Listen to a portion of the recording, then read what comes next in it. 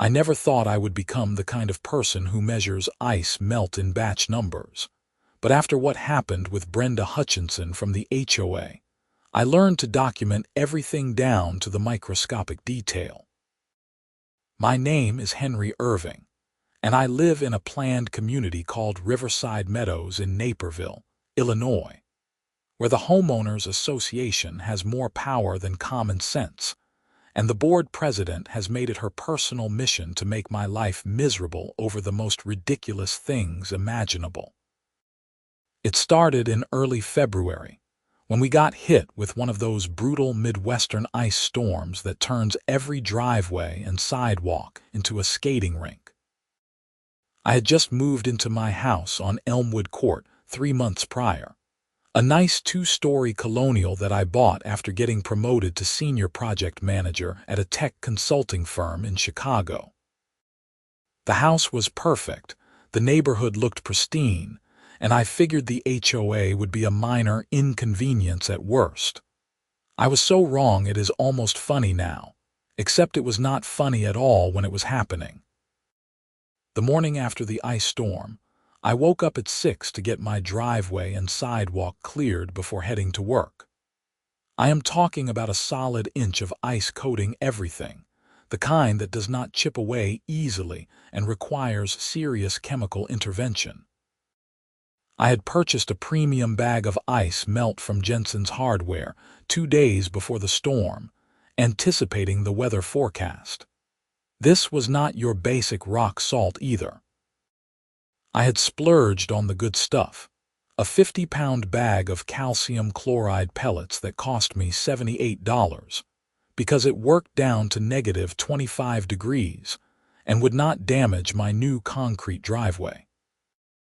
The bag had a batch number printed right on it, something I noticed because the cashier mentioned they track their premium products for quality control purposes.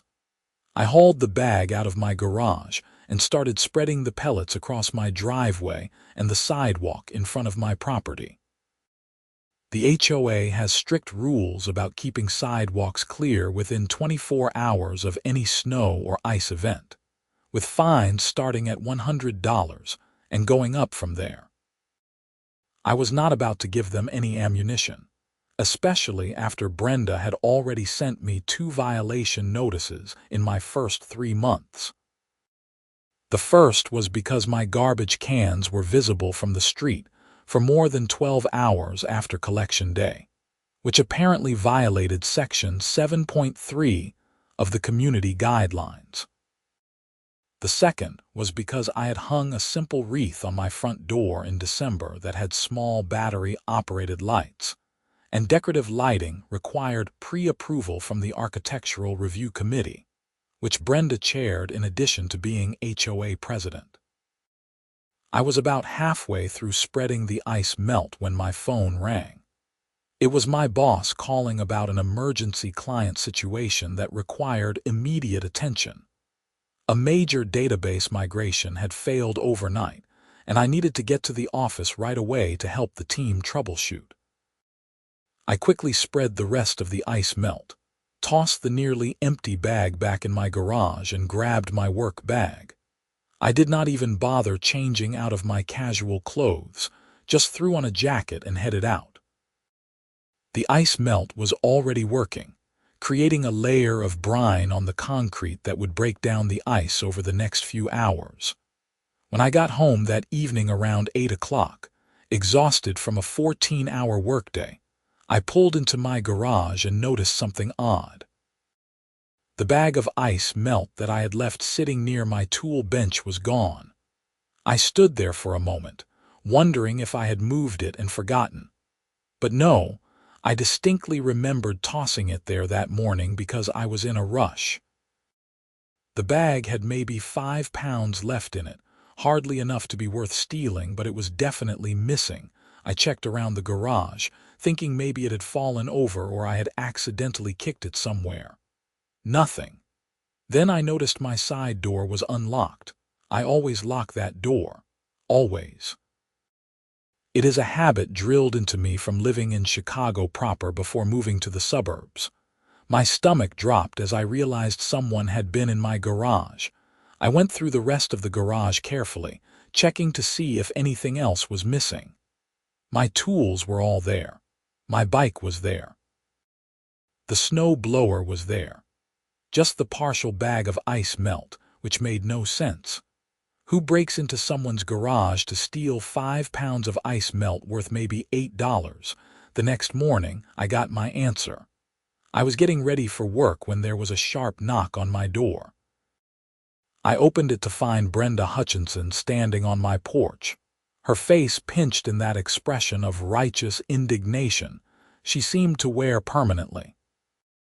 She was in her late 40s, with severely styled blonde hair that looked like it had been set with an entire can of hairspray, and she was wearing a puffy vest over a turtleneck despite the temperature being in the mid-30s. "Mr. Irving," she said, not bothering with any greeting. "I am here to inform you of a serious violation of HOA regulations. You have been using unauthorized ice melt products on your property." I stared at her. "Excuse me." She held up her phone, showing me a photo.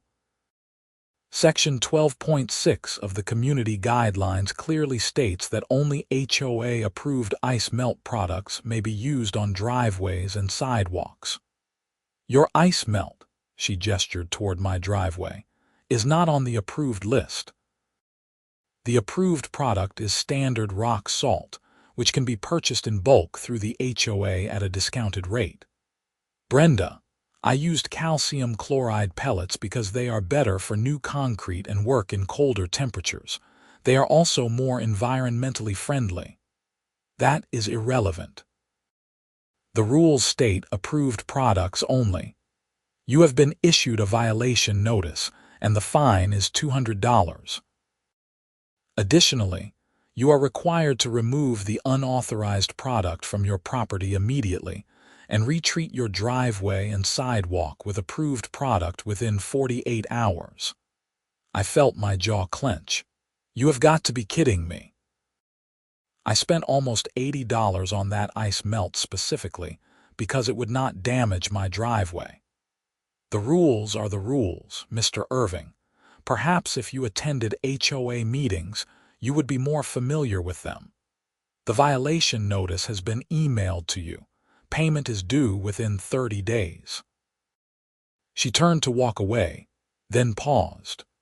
"Oh, and I have documented the violation with photographs and will be monitoring your property to ensure compliance." She walked back to her own house, which was 3 doors down from mine on the same side of the street. I watched her go, feeling a mix of anger and disbelief. $200 for using the wrong kind of ice melt. It was insane. I went to work fuming about it, complaining to my colleague Marcus during lunch. He laughed and told me his own HOA horror stories from when he lived in a planned community in Schaumburg. "Just wait," he said. "They always get worse before they get better. These HOA board members have nothing better to do than police everyone else's lives." That afternoon, I decided to take action. I was not just going to roll over and pay a $200 fine for something so ridiculous. I looked up the HOA bylaws and community guidelines, reading through all 47 pages of dense regulatory text. Section 12.6 did indeed mention ice melt products, but the wording was vague. It said appropriate ice melt products as determined by the board, but did not actually specify what those products were or provide any list of approved items. There was no mention of rock salt specifically, and no list of prohibited products. I drafted a formal response to the violation notice, citing the vague language and requesting specific documentation of the approved product list. I also pointed out that calcium chloride was widely considered a superior and more environmentally responsible choice compared to rock salt. I submitted my response through the HOA portal that evening, feeling somewhat satisfied that I had stood up for myself. The next day was Saturday. I slept in a bit, enjoying the weekend after a brutal work week. Around 10 in the morning, I decided to run some errands. I needed to pick up groceries and wanted to stop by Jensen's Hardware to talk to them about the ice melt situation. Maybe they could provide some documentation about the product quality that would help my case with the HOA. When I pulled into my driveway 3 hours later, I immediately noticed something was off. My driveway looked different. I parked and got out, walking down the driveway to inspect it. The surface was covered in a white residue, and there were chunks of what looked like rock salt scattered across it. My beautiful new concrete driveway now had visible pitting and white stains in several spots. I felt my blood pressure spike. Someone had dumped cheap rock salt all over my driveway, and it had already started damaging the concrete.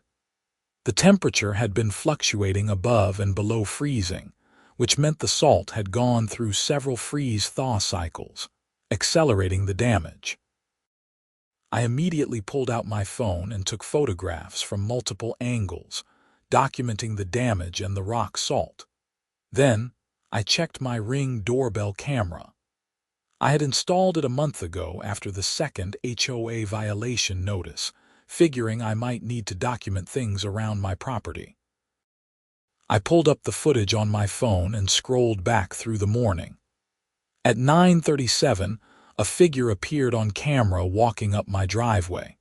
It was Brenda Hutchinson, and she was carrying what looked like a bag. She glanced around, clearly checking to see if anyone was watching, then started spreading rock salt across my entire driveway. The footage was crystal clear, showing her deliberately covering my driveway in the damaging salt. But then, I noticed something else. After spreading the rock salt, Brenda walked to the side of my house, right up to my garage side door.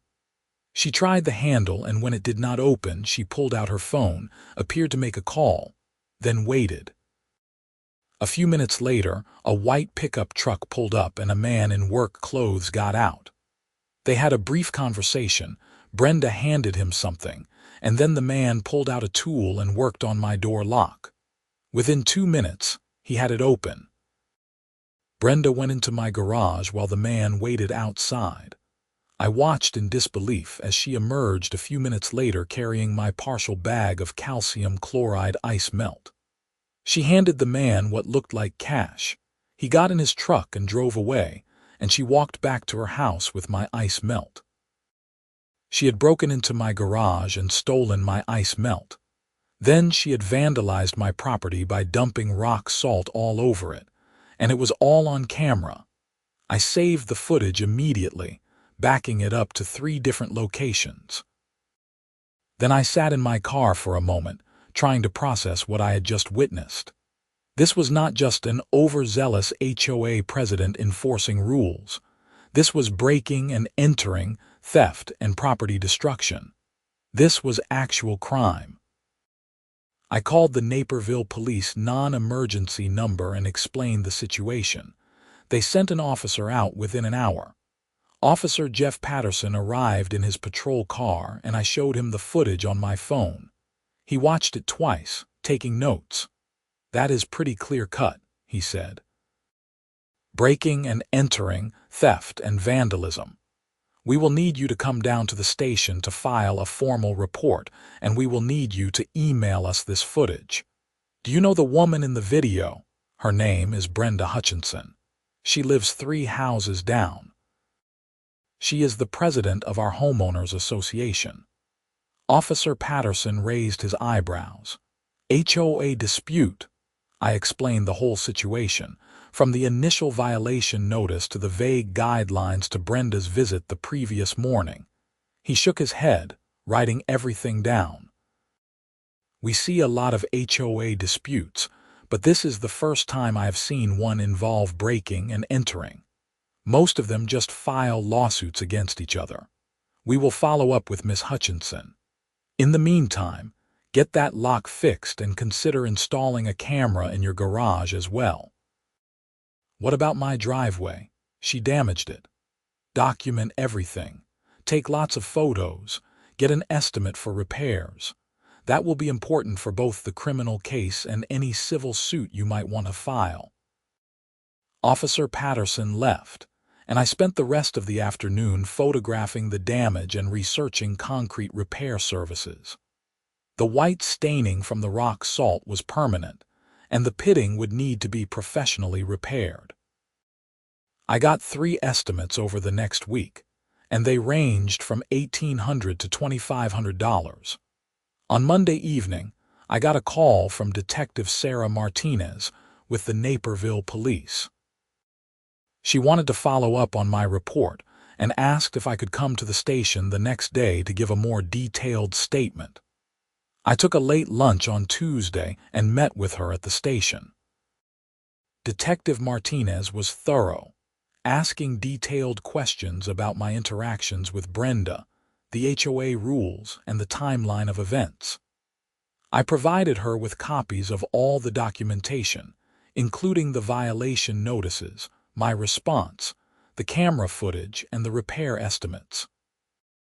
"We spoke with Miss Hutchinson yesterday," Detective Martinez said. "She denies breaking into your garage and claims she has no knowledge of your missing ice melt. However, the camera footage is pretty compelling evidence. We are going to continue investigating." "What about the man who opened my door? The locksmith or whoever he was?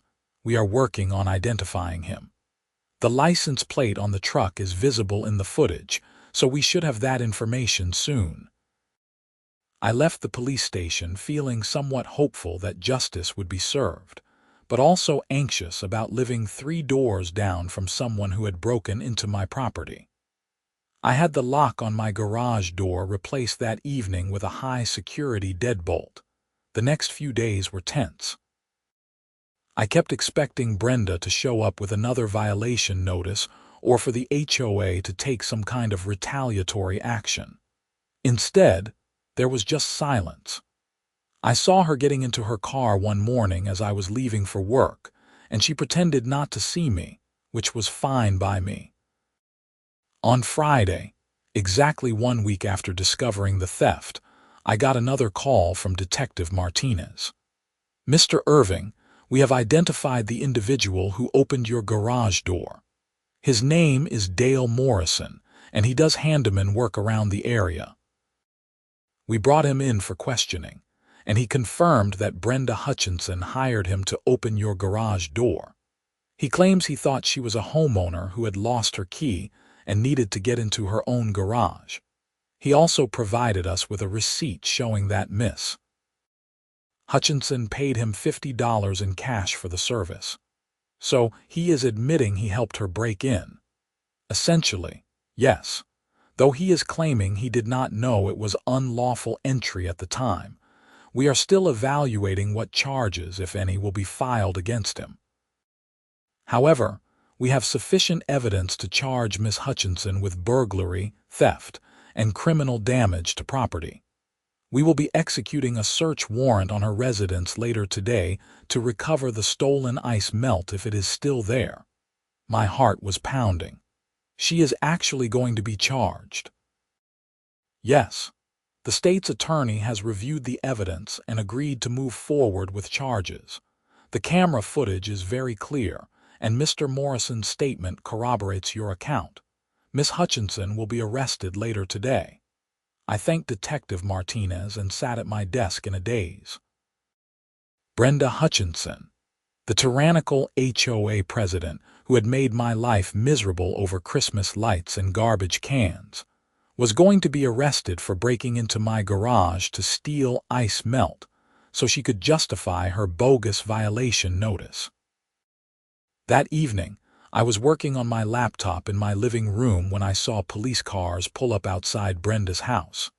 I watched through my window as Detective Martinez and 2 uniformed officers approached the door. Brenda answered, and even from 3 houses away, I could see her face go pale. They spoke for a few minutes, then Detective Martinez held up some papers. A search warrant, I assumed. Brenda stepped aside and the officers entered her house. About 30 minutes later, they emerged. One of the officers was carrying an evidence bag containing what looked like the partial bag of calcium chloride ice melt. My ice melt. Detective Martinez spoke to Brenda again, then produced handcuffs. I watched as Brenda Hutchinson was handcuffed and placed in the back of a police car. Her husband Roger came out of the house looking confused and upset, speaking with the officers. The police cars drove away with Brenda in custody, and I closed my blinds, feeling a strange mix of satisfaction and shock. I had never wanted anyone to get arrested. I just wanted to be left alone to live in my house without being harassed over petty rules. But Brenda had escalated the situation into criminal territory, and now she was facing the consequences. The next morning, the neighborhood was buzzing. I saw small groups of neighbors standing in driveways talking, glancing toward Brenda's house. Around 10 o'clock, my doorbell rang. I opened it to find 3 of my neighbors standing there, including Tom Webster from across the street and Linda Chen from next door. "Henry," Tom said, "we heard about what happened with Brenda. Is it true she broke into your garage?" I nodded. "Yeah.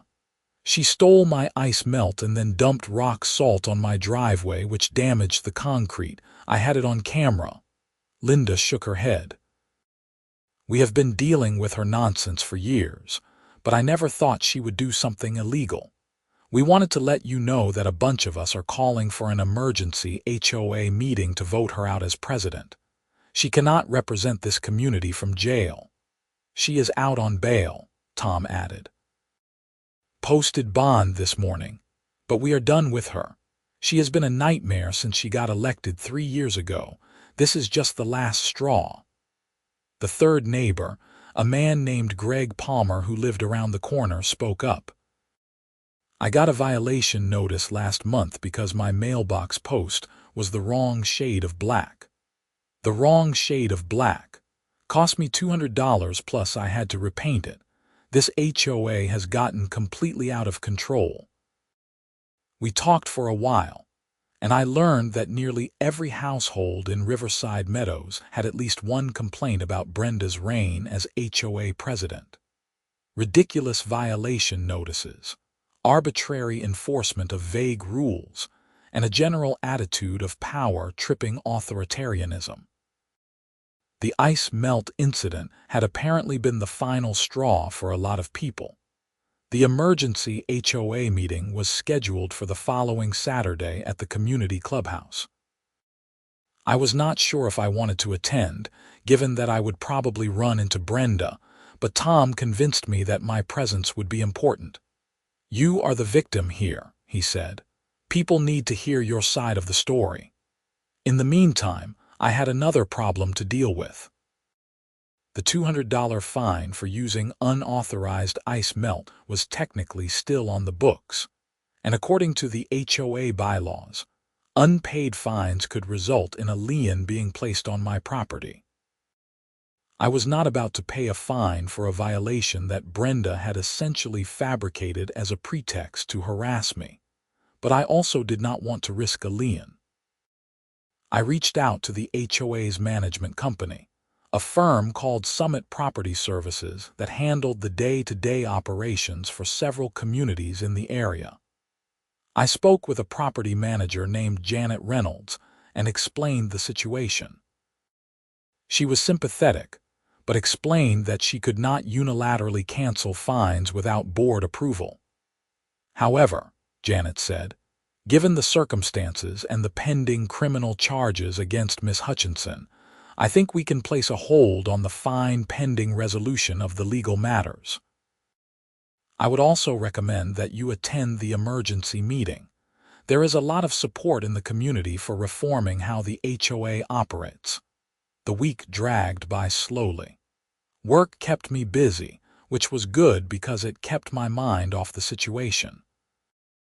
I heard through the neighborhood grapevine that Brenda had hired a lawyer and was claiming the whole thing was a misunderstanding. Apparently, her story was that she had permission to enter my garage from a previous conversation, which was complete nonsense since we had never had any conversation about her accessing my property.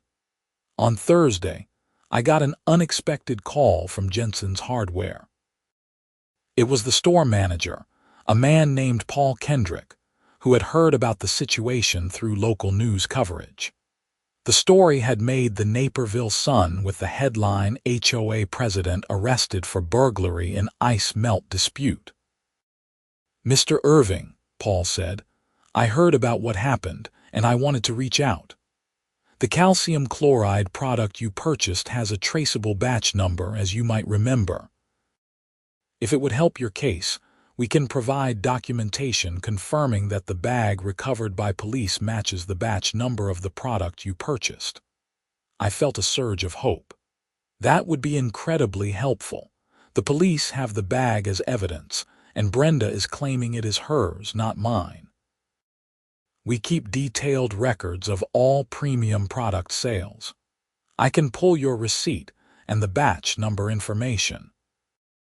Our supplier also tracks these numbers, so we can provide a complete chain of custody showing that the specific bag in question was sold to you, and no one else in the area purchased that same batch. Paul, that would be amazing. Thank you. No problem. We take product quality seriously, and we do not appreciate our tracking system being used to commit crimes. I will have the documentation prepared and sent to the police department. After I hung up, I immediately called Detective Martinez and told her about Jensen's Hardware and the batch number tracking. She sounded pleased. "That is excellent. Physical evidence that directly ties the stolen property to you will make this case even stronger." Brenda's attorney has been arguing that she purchased similar ice melt, and the bag found in her house is hers, not yours. If we can prove through batch numbers that it is specifically your product, that argument falls apart. That afternoon, Paul Kendrick sent me a copy of the documentation he provided to the police. It included my original receipt from February 3rd showing the purchase of one 50-pound bag of calcium chloride ice melt, batch number CC8472 and P0124. The documentation also included a letter from the manufacturer, Great Lakes Chemical Supply, confirming that batch CC8472 and P0124 was distributed exclusively to Jensen's Hardware in Naperville during the last week of January, and only 4 bags from that batch were sold. My receipt showed I had purchased the second bag from that batch, and Jensen's records showed that the other 3 bags had been purchased by customers in different zip codes. The bag recovered from Brenda's garage was photographed by the police, and the batch number visible in the evidence photos was CC8472 and P0124. My batch. My ice melt. Case closed. Saturday arrived, and I drove to the Riverside Meadows Community Clubhouse at 6 o'clock for the emergency HOA meeting. The parking lot was packed, and I had to park on the street. Inside, the meeting room was standing room only. I saw familiar faces from around the neighborhood, people I had waved to but never really talked to.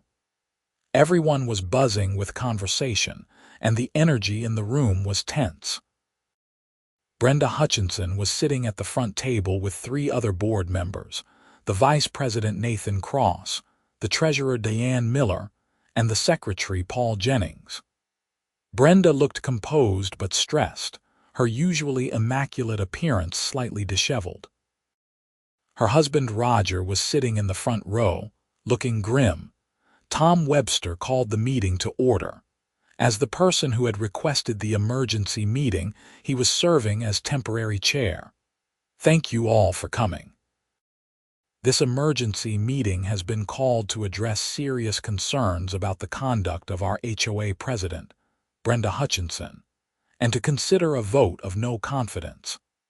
Before we proceed, I want to remind everyone that we are here to discuss HOA business, not to litigate criminal charges." Those are being handled by the appropriate authorities. Brenda stood up. I would like to make a statement before we proceed. The charges against me are based on a misunderstanding and a vendetta by a resident who refuses to follow community guidelines.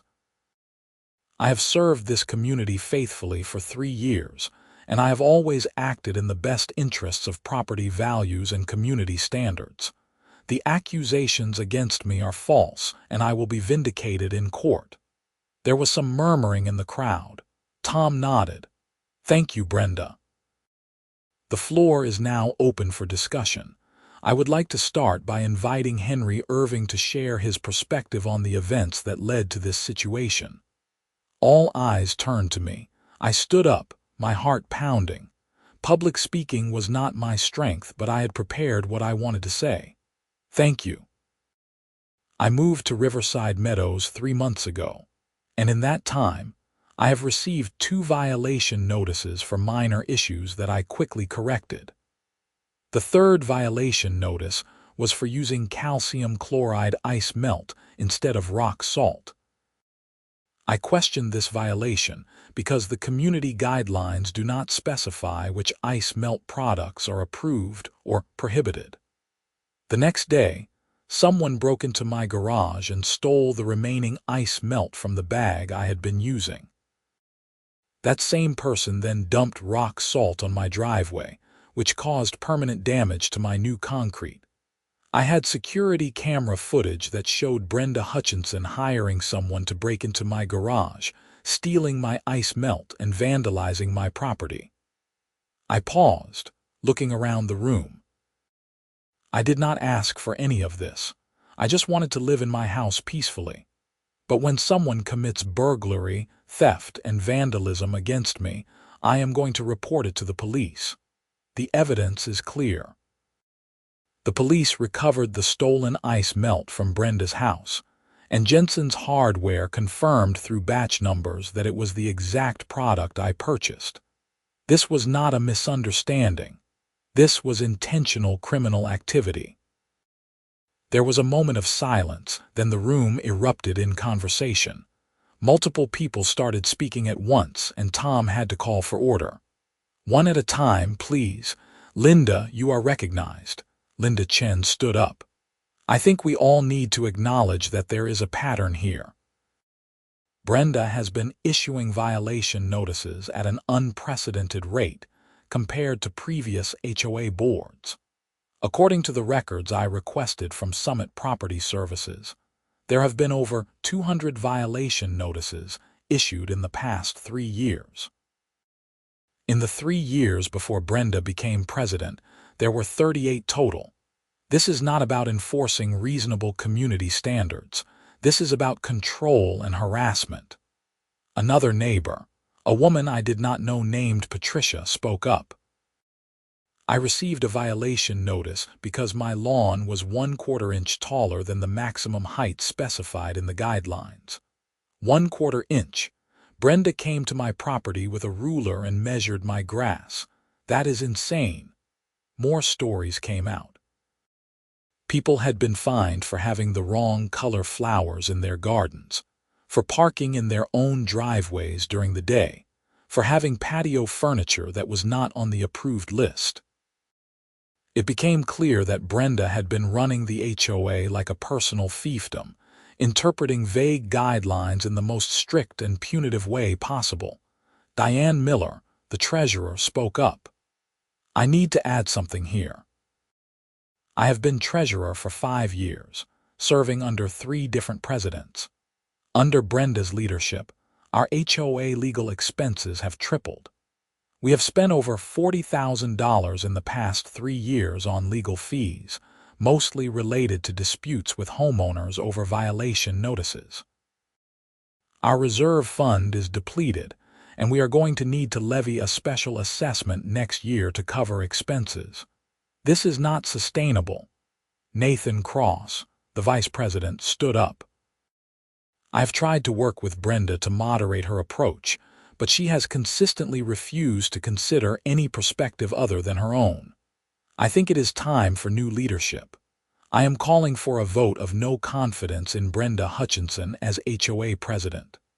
Tom nodded. A motion has been made for a vote of no confidence. Do we have a second? Second, called out at least 10 people simultaneously. Brenda stood up, her face flushed. This is a witch hunt. You are all turning against me because one resident decided to make false accusations. I have done nothing wrong.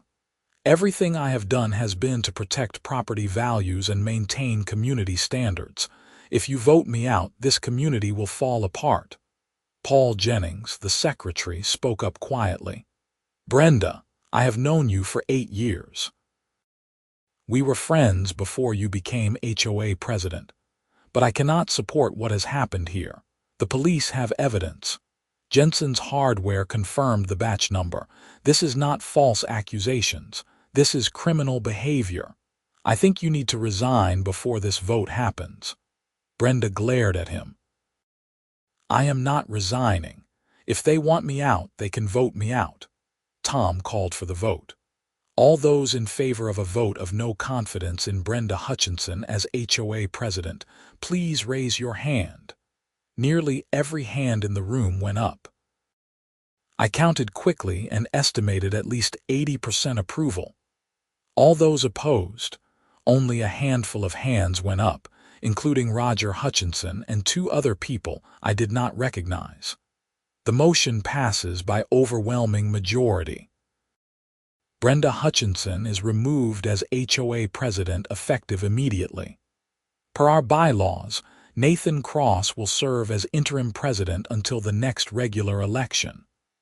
Brenda stood there for a moment, her face a mask of shock and fury. Then she grabbed her bag and stormed out of the meeting, Roger following behind her.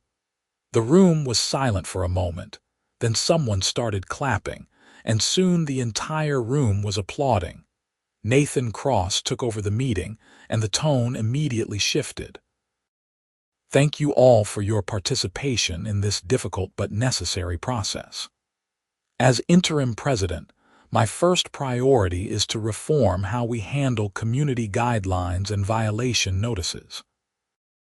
I propose that we establish a review committee to examine every violation notice issued in the past 3 years and determine which ones were justified and which ones were excessive. For those that were excessive, I propose we refund the fines. This was met with enthusiastic approval.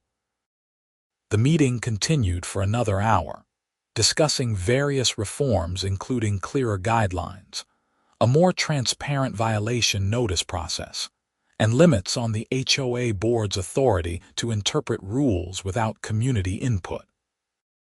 After the meeting, several neighbors came up to thank me for standing up to Brenda and for bringing the situation to light. Tom shook my hand.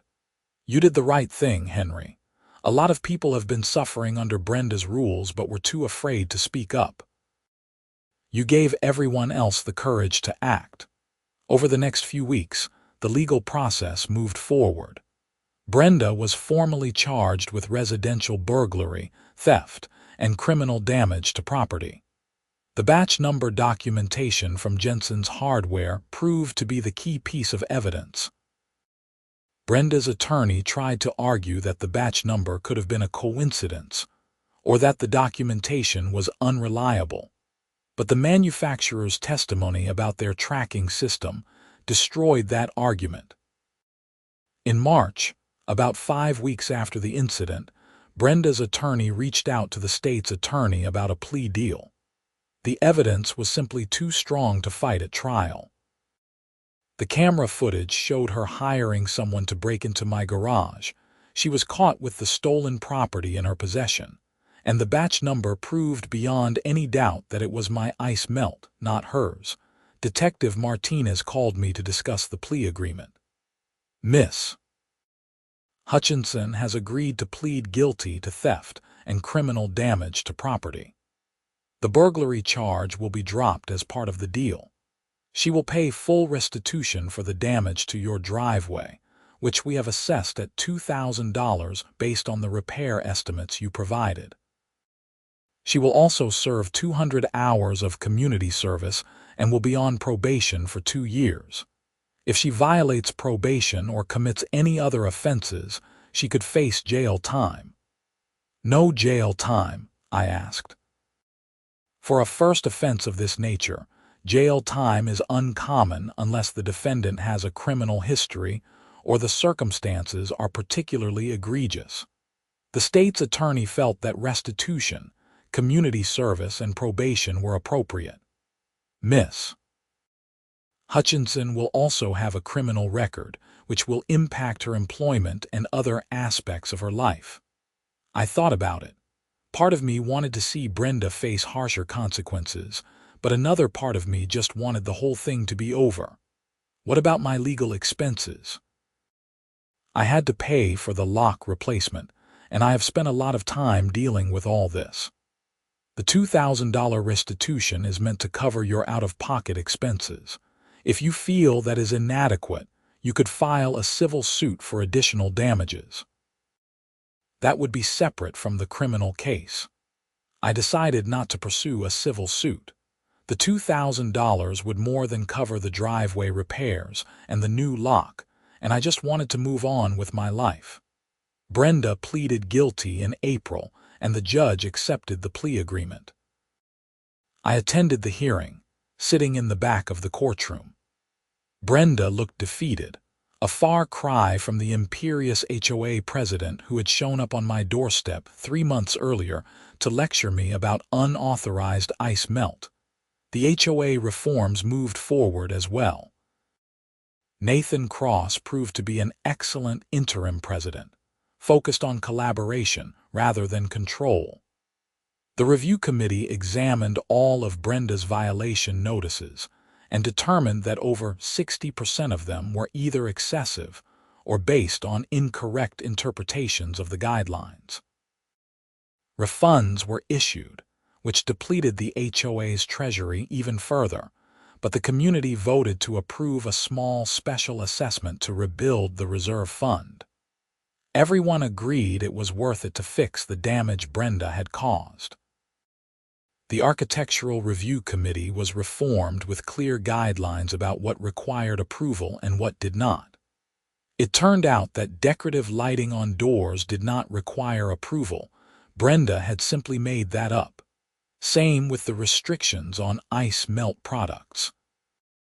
The vague language in the guidelines about appropriate products was clarified to allow any commercially available ice melt that was safe for concrete, which included both rock salt and calcium chloride. My driveway was professionally repaired in May.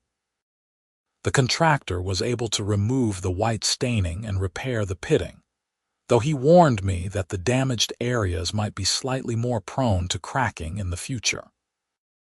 It looked good as new when he finished, and Brenda's restitution check covered the entire cost with a few $100s left over. Life in Riverside Meadows gradually returned to normal, or at least to a new normal. Without Brenda's constant enforcement actions, people felt more relaxed. Neighbors actually started talking to each other more, bonding over their shared experiences of dealing with her excessive rules. The community felt friendlier, more like an actual neighborhood and less like a prison camp. Brenda and Roger kept to themselves. I saw them occasionally, usually leaving in their car or bringing in groceries. Brenda never looked in my direction, and I did not seek out any interaction with her. As far as I knew, she completed her community service at a local food bank and stayed out of trouble during her probation period. The regular HOA election was held in June. Nathan Cross ran for president and won by a landslide. Linda Chen was elected vice president, and several new board members were elected who were committed to the reformed approach to community management.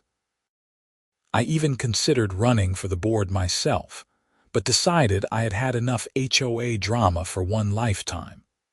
I was happy to just be a regular homeowner who followed reasonable rules and was left alone. In August, about 6 months after the ice storm that started everything, I was spreading mulch in my front flower beds when Tom Webster walked over from across the street. "Hey, Henry, how is it going?" "Pretty good," I said. "Just trying to get my landscaping in shape before fall." "Looks great." "Hey, I wanted to thank you again for everything that happened with Brenda. I know it was a nightmare for you, but it really did change this community for the better. We had our summer block party last week, and more people showed up than we have had in years. People actually want to be part of this neighborhood again." I smiled. "I am glad something good came out of it, though I could have done without the whole criminal investigation and court proceedings." Tom laughed. "I bet." "Oh, and I meant to tell you, the new HOA board voted to give you a special appreciation award at the next meeting. Nothing fancy, just a plaque thanking you for your service to the community." "That is really not necessary. They want to do it anyway. Just show up at the next meeting and accept it graciously. You are a hero around here, whether you like it or not." After Tom left, I continued working on my flower beds, thinking about the past 6 months. It had been exhausting and stressful, and there were moments when I regretted ever buying a house in an HOA community. But Tom was right that good things had come from it. The community was better now, with reasonable rules enforced fairly rather than petty regulations wielded as weapons. I also learned some important lessons about documentation and standing up for yourself. If I had not installed that Ring camera, there would have been no proof of what Brenda did. If I had not thought to ask Jensen's Hardware about the batch number tracking, there might not have been enough evidence to prove the ice melt was mine. Sometimes, the little details matter more than you think they will. The HOA appreciation plaque now hangs in my home office, next to my college diploma, and a photo of me summiting Pikes Peak a few years back. It is a reminder that sometimes doing the right thing means standing up to petty tyrants, even when it would be easier to just pay the fine and move on. It is a reminder that communities work best when people hold their leaders accountable and demand reasonable governance rather than arbitrary rule enforcement. As for Brenda, I heard through the neighborhood grapevine that she and Roger put their house on the market in September. They moved to a different suburb, presumably to a neighborhood where Brenda had not been arrested for breaking into someone's garage over ice melt. I wish them well, or at least I wish them away from Riverside Meadows. The final twist in the story came in October when I received an unexpected letter in the mail. It was from Brenda's attorney, and inside was a handwritten note from Brenda herself. The note was brief and formal, but it was an apology. She acknowledged that she had let the stress and responsibility of being HOA president cloud her judgment, that she had become too focused on enforcement and lost sight of the community aspect of the neighborhood. She apologized for breaking into my garage, stealing my property, and damaging my driveway. She said she hoped I could forgive her someday, though she understood if I could not. I read the note twice, then filed it away. I appreciated the apology, but I also knew it did not undo the damage she had caused, not just to me but to dozens of other homeowners who had been harassed with excessive violation notices and unreasonable fines. An apology was a start, but accountability required more than words. Still, I hoped Brenda learned something from the experience. Power, even the minor power of an HOA presidency, can corrupt if not checked by empathy and common sense. Rules exist to serve the community, not the other way around. And sometimes, the most important rule is simply to treat your neighbors with respect and decency. The winter came around again, and when the first snow fell in December, I made sure to purchase my ice melt from Jensen's Hardware again. Paul Kendrick joked about the batch number when he rang up my purchase, and I laughed along with him. This time, I made sure to lock my garage door immediately after storing the bag, and I kept my Ring camera charged and recording. Because you never know when you might need evidence to prove that a HOA Karen stole your ice melt. And when that evidence includes store-confirmed batch numbers, well, that is when the truth becomes undeniable and justice finally gets served, one calcium chloride pellet at a time. I learned to appreciate the small moments of peace in my house. Saturday mornings with coffee on my back deck, watching the birds at the feeder I had installed. Sunday afternoons working on home improvement projects without worrying that some petty rule would result in a violation notice. Weeknight evenings grilling dinner in my backyard, waving to neighbors who walked by with their dogs. These simple pleasures of homeownership had been overshadowed during Brenda's reign, when every decision about your own property had to be filtered through the question of whether it might trigger an HOA complaint. Now, with reasonable leadership and fair enforcement of genuinely important rules, the neighborhood felt like a place where people actually wanted to live rather than a place where people felt trapped by an endless list of regulations. Nathan Cross turned out to be exactly the kind of leader the community needed. At his first official meeting as elected president, he proposed a new philosophy for the HOA that he called common sense governance. The idea was simple. Before issuing any violation notice, board members should ask themselves whether the alleged violation actually harmed the community or diminished property values in any meaningful way. If the answer was no, then probably it was not worth pursuing. This approach dramatically reduced the number of violation notices issued. In Nathan's first 6 months as president, only 12 notices went out, and all of them were for legitimate issues like someone leaving a broken-down car on blocks in their driveway for 3 months, or a homeowner who let their yard become completely overgrown with weeds that spread to neighboring properties. These were real problems that affected other residents, not petty nonsense about the wrong shade of black on a mailbox post.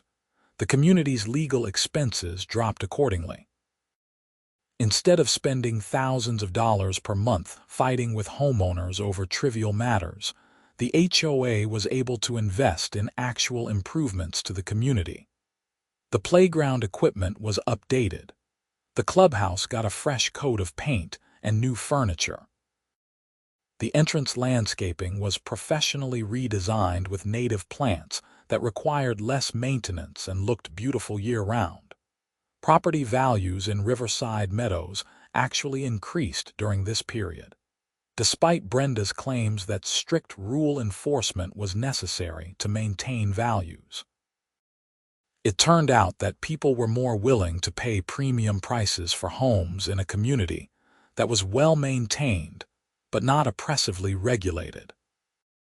The neighborhood developed a reputation as one of the more desirable places to live in Naperville, with several real estate agents specifically marketing the reformed HOA as a selling point. I made friends with several of my neighbors during this time, people I probably would never have connected with under the old regime when everyone was too stressed about potential violations to socialize. Tom and his wife Karen became regular dinner companions. Linda Chen and her husband David invited me to join their book club, which met monthly at different members' houses. Greg Palmer asked if I wanted to join his softball team that played in a recreational league during the summer. For the first time since moving to Riverside Meadows, I felt like I was part of an actual community rather than just a resident of a housing development. That sense of belonging was worth more than any perfect lawn or matching mailbox could ever be. The legal conclusion to Brenda's case came in November when she completed her probation requirements. I received a formal notice from the court that the case was closed and that Brenda had fulfilled all terms of her plea agreement. She had paid the restitution, completed her community service hours, and stayed out of trouble for the required period. Her criminal record would remain, but she was no longer under court supervision. I felt a sense of closure reading that notice. The ordeal that had begun with a simple ice storm was finally, truly over. Brenda had faced consequences for her actions. I had been compensated for my damages, and the community had reformed itself into something better than it was before. Justice, in its imperfect human way, had been served. That Thanksgiving, the Riverside Meadows HOA organized a community potluck at the clubhouse. It was optional, of course, because mandatory fun is not really fun. But nearly 70% of the neighborhood showed up, everyone bringing dishes to share and spending the afternoon eating and socializing. Kids ran around playing games while adults caught up with neighbors they might not see regularly. Nathan gave a brief speech thanking everyone for their support of the HOA reforms and acknowledging that the past year had been challenging but ultimately strengthening for the community. He did not mention Brenda by name, but everyone knew what he was referring to. The unspoken message was clear. We had been through something difficult together, and we had come out better on the other side. As I drove home that evening, my car loaded with empty dishes and leftovers that people had insisted I take, I reflected on the strange journey that had brought me to this point. A year ago, I had been excited about my new house but anxious about the HOA. 6 months ago, I had been in the middle of a criminal investigation and community upheaval. Now, I was a settled member of a functional neighborhood with actual friends and a sense of belonging, all because of ice melt. All because I had bought the good stuff instead of cheap rock salt. All because I had documentation and evidence when someone tried to gaslight me about following rules that did not actually exist. All because I had decided to stand up for myself instead of just paying the fine and moving on. Sometimes, the smallest decisions lead to the biggest consequences. Sometimes, standing up to a petty tyrant over something as mundane as ice melt can change an entire community for the better. Sometimes, justice really does prevail, even when it seems like the system is stacked against you. My first year in Riverside Meadows had been nothing like I expected. It had been harder, more stressful, and more dramatic than I could have imagined when I signed the closing papers on my house. But it had also been empowering in a strange way. I had learned that I could stand up for myself. I had learned that documentation and evidence matter. I had learned that communities can change for the better when people demand accountability from their leaders. As I pulled into my driveway that night, I looked at my house, my beautiful colonial with its new driveway that had been professionally repaired, and its high-security garage door lock. This was my home. I had fought for it, defended it, and emerged victorious from a battle I never asked for but refused to lose. And if anyone ever tried to tell me I was using the wrong kind of ice melt again, well, I had a story to tell them about what happened the last time someone made that particular complaint. A story about HOA overreach, criminal misconduct, batch number tracking, and the sweet satisfaction of watching justice being served to someone who thought they were above the rules they loved to enforce on everyone else. The batch number on my new bag of calcium chloride ice melt was CC9156 and P1124, purchased from Jensen's Hardware on November 18th. I wrote it down in a little notebook I now kept for such purposes, along with the receipt and the date of purchase. Because, if there was one lesson I had learned from this entire experience, it was this: document everything, trust but verify, and never underestimate the importance of a good batch number when proving your case against a HOA Karen who thought she could get away with stealing your ice melt.